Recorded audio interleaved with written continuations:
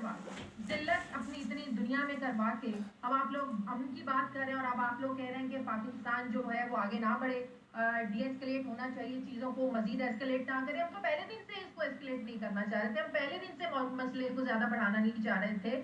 आप देखें, एक बात तो जो पाकिस्तानी फौज ने कही थी और हमारे डिफेंस मिनिस्टर ने कही थी कि हम जवाब देंगे, जरूर देंगे। हाँ, हम मिलिट्री इंस्टॉल इनकी जो इंस्टॉलेशन है उनको निशाना बनाएंगे, भारतीय फौज को निशाना बनाएंगे, हम इनके जो आम शहरी हैं उनको टारगेट नहीं करेंगे, हमारा मजहब इजाजत नहीं देता है। और दूसरी बात ये कि इन्होंने तो रात की तारीकी में बुजदिलाना अटैक किया पाकिस्तान पर, लेकिन पाकिस्तान ने दिन की रोशनी में किया।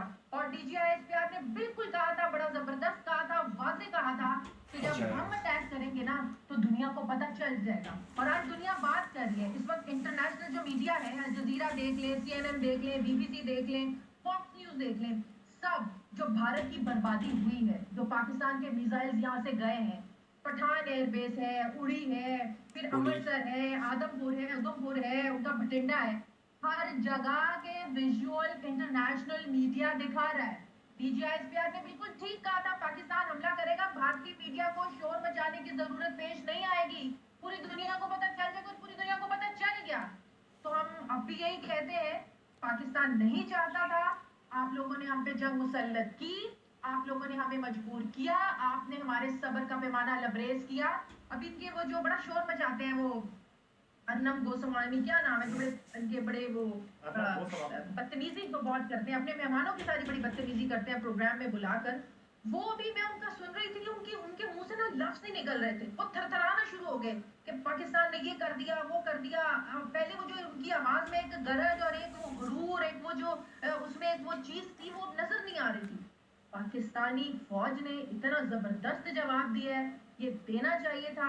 अब दुनिया को उनकी बातें याद आ रही हैं। अब जब हम बात कर रहे थे कि इस खत्ते को भारत की वजह से बहुत खतरा है, दुनिया ये बात कर रही थी कि दोनों एटमी पावर्स हैं, इनको आमने सामने नहीं आना चाहिए।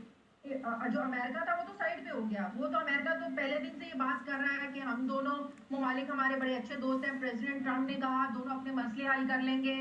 फिर जेडी वेनेस ने कहा कि भारत ने हमला किया, पाकिस्तान ने जवाब दे दिया, हिसाब बराबर। अब बात करें, अब बात यह है कि कल सऊदी वजीर भी आए, हमने यकीनन उनसे ये बात की कि हमने ये चीज़ें एस्केलेट नहीं की, भारत ने की, हमने जवाब दिया और बड़ा ज़बरदस्त दिया। आप देखें कि पाकिस्तान के जदीद तरीन ड्रोन जो कि 3 घंटे तक दिल्ली की फजाओं में रहे, जिससे भारतीय जो दिफाई उनका जो डिफेंस सिस्टम है उसकी भी नाअहली खुलकर सामने आई। तो भारत इस वक्त बौखला गया। मुझे तो भारतीय अवाम पे यकीन करें, जैसे बहुत ज़्यादा तरस आ रहा है, क्योंकि उन्होंने अपने जो वोट ज़ाया किए हैं ना मोदी को देकर, वो वोटों पे यकीनन आज वो रो रहे होंगे। सोनाक्षी सिन्हा इनकी बड़ी, आपको पता है, जबरदस्त एक्ट्रेस हैं। उनकी आज मैं सुबह ट्वीट पढ़ी थी इंस्टाग्राम पे, जो उन्होंने लिखा हुआ था, वो अपने भारतीय मीडिया को बहुत ज्यादा क्रिटिसाइज कर रही थी। वो कह रही थी कि कोई इनकी बातों पे यकीन ना करे, ये सिर्फ जो है ना बदहवासी फैला रहे हैं, हमें सच चाहिए, हमें सच सुनना है, आप लोग तो सिर्फ लोगों में पैनिक क्रिएट कर रहे हैं। तो मैं कल से ये बात कर रही हूँ कि भारत में समझदार दिशाऊ लोग हैं, जो हर भारतीय इस मीडिया पर, अपने मीडिया पर एतबार नहीं करता है। तो बहुत से लोग ऐसे हैं जो ये बात कर रहे हैं कि इंडियन मीडिया पर ट्रस्ट करने की जरूरत नहीं, और इंडियन मीडिया का पोल खुलकर सामने आ। ठीक, मैं शादी से वापस आपकी तरफ आऊंगा। हमजा रब्बानी हमारे साथ मौजूद है, साइबर एक्सपर्ट। हमजा, ये बताइएगा कि अभी जितने भी हमने अटैक किए हैं, क्या उसके बाद भारत अब भी प्रिविलेज एस्केलेशन जो है उसके अंदर नाकाम जी बिल्कुल। हमारे जो बज़ाहिर तो मैं खुद ज़ाते खुद तो इन चीज़ों में शामिल नहीं हूँ, मेरी नॉलेज में नहीं है कि एग्जैक्टली ऑन द ग्राउंड क्या हुआ है, लेकिन जो दूर से बैठ के हम एनालिसिस करते हैं उसके अंदर हमें ये नज़र आता है कि इंडिया अपने साइबर एरिया को डिफेंड करने में बहुत बुरी तरह से नाकाम रहा है, क्योंकि पाकिस्तानी हैकर्स ने बहुत जगहों पे ये मार्का मारा है।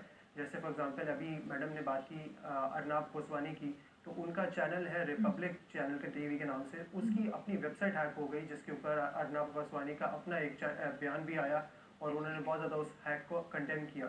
इसके अलावा फिर हम देखते हैं कि इनकी बेशुमार वेबसाइट्स हैक हो गई। बीजेपी की अपनी वेबसाइट ऑफिशियल, बीजेपी जो मोदी सरकार की ऑफिशियल वेबसाइट है, वो कॉम्प्रोमाइज़ कर ली है पाकिस्तानी हैकर्स ने।